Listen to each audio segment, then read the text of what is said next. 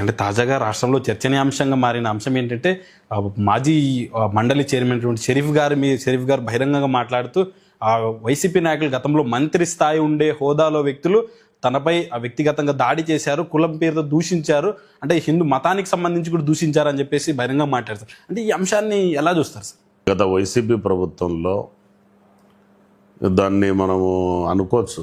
ఆ ప్రభుత్వం గురించి ఇంకా మనం ఇంకెక్కువ నేను మొన్న ఈ మధ్యనే ఒక ఇంటర్వ్యూలో ఎక్కడో మాట్లాడడం జరిగింది. ఇంకా ప్రతిసారి మాట్లాడుతూ మనకు మాట్లాడాలని ఇంట్రెస్ట్ కూడా పోతా ఉంది. అంటే ఎందుకంటే సార్ ఆయన ఒక మండలి చైర్మన్, అంటే ఈ రాష్ట్రానికి సంబంధించి చట్టాలు ఏవైనా రూపొందిస్తే ఆ చట్టాలకు సంబంధించి ఒక సభకు, అంటే ఒక సభ అంటే దేవాలయం, అలాంటి సభకు అధిపతిగా ఉన్న సందర్భంలో ఆయన వ్యక్తిగతంగా దూషించి కొట్టారు అనే అంశాన్ని చూస్తే ఒక విధమైన జుబుక్సాకరమైన అంశం సార్. ఇప్పుడు చాలామందికి అండి తెలుగుదేశం పార్టీ, నేను బాగా అబ్జర్వ్ చేస్తున్నాను, తెలుగుదేశం పార్టీ ఒక మండలి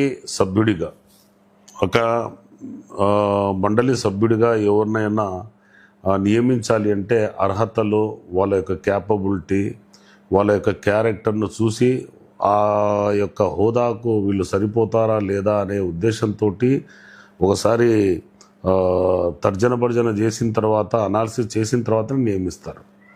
యాక్చువల్గా నాకు తెలిసినంత వరకు ఎమ్మెల్యేలు ఒక చట్టం తయారు చేసిన తర్వాత ఈ చట్టంలో ఇంకా ఏమైనా లోపాలు ఉన్నాయా, ఈ చట్టంలో ఇంకా సరిదిద్దాల్సినవి ఏమైనా ఉన్నాయా, ఒకసారి సరిచూడండి అని చెప్పేసి ఈ ఎమ్మెల్యేలు తయారు చేసిన, శాసనసభలో ఏవైతే తయారు చేసిన ఒక చట్టాన్ని మళ్ళీ అక్కడ మండలికి పంపిస్తారు.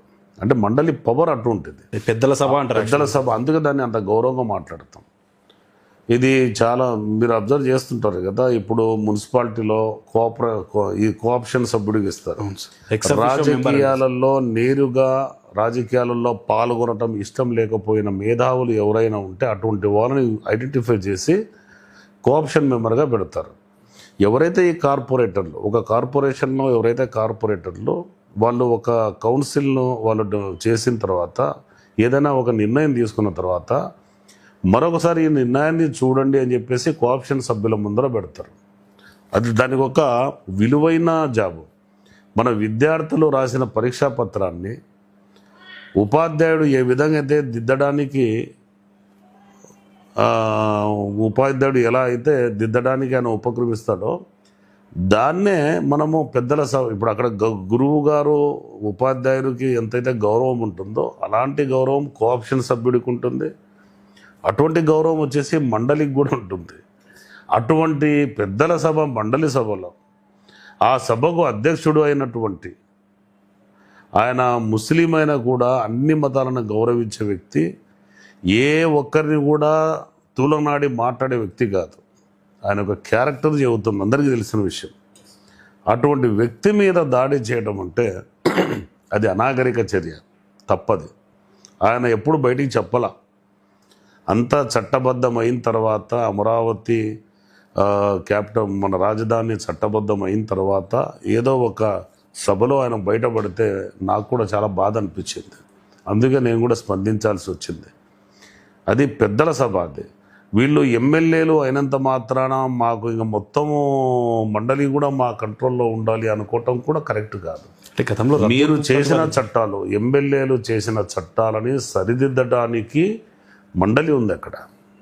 సరే, ఆ మండలిని తీసివేసే శక్తి వీళ్ళకు ఉందా లేదా అది నాకు అంత ఐడియా నాకు లేదు. కానీ దాన్ని రద్దు చేయాలంటే పార్లమెంట్లో ఆమోదం తెలిపాలి. అది నాకు అంత తెలియదు, నాకు దాని మీద అవగాహన లేదు నాకు.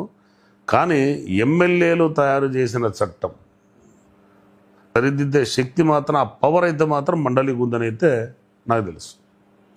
అటువంటి సభకు అధ్యక్షుడు అనేటువంటి షరీఫ్ గారి మీద, ఆయన మీద ఇంతవరకు మచ్చలేని ఆయన మీద దాడి చేయటం అనేది దుర్మార్గం. అంటే గతంలో, అంటే యాక్చువల్గా చెప్పాలంటే సార్ 2014 నుండి 19 తర్వాత దాదాపు 5 ఏళ్ళు గడిచిపోయింది. అంటే ఏ సందర్భంలో ప్రస్తావించలేదు సార్, కానీ ఇప్పుడే ప్రస్తావించాల్సిన అంశం ఎందుకు వచ్చిందంటారు? ఇప్పుడు ఒకసారి పాత పడిపోయింది కదా. నాకు అంటే నేను కూడా షాక్ అయ్యా.